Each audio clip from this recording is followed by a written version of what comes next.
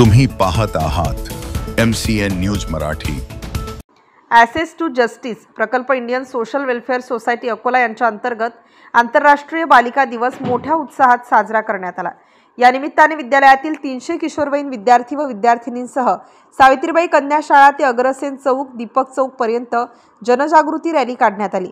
रॅलीत बालविवाह, बालहिंसा व बालक अवैध वाहतूक या विरोधात घोषणांनी परिसर दणाणून गेला।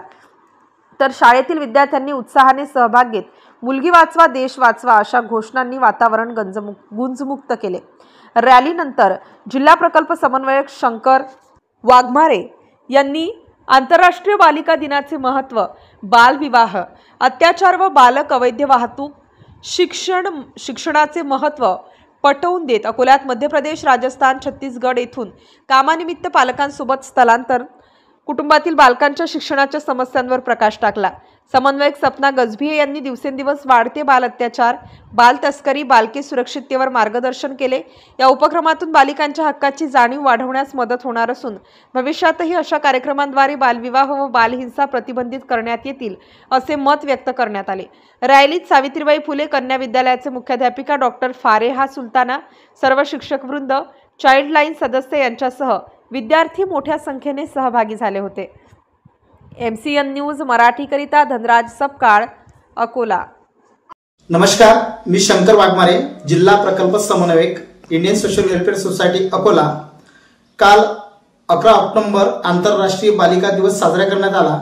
या दिवसाचं नेमकं उद्दिष्ट असं होतं की मुलींना ज्या भेडसावणाऱ्या गरजा आणि आव्हानावर प्रकाश टाकणारे आणि त्यांचे सक्षमीकरण आणि त्यांच्या मानवी हक्कांच्या प्राप्तीला प्रोत्साहन देणे हा उद्देश नेमका या दिवसाचा होता। या दिवसाला आम्ही सावित्रीबाई फुले कन्या शाळा इथं जवळपास 300च्या वरती विद्यार्थी या कार्यक्रमाला सहभागी झाले।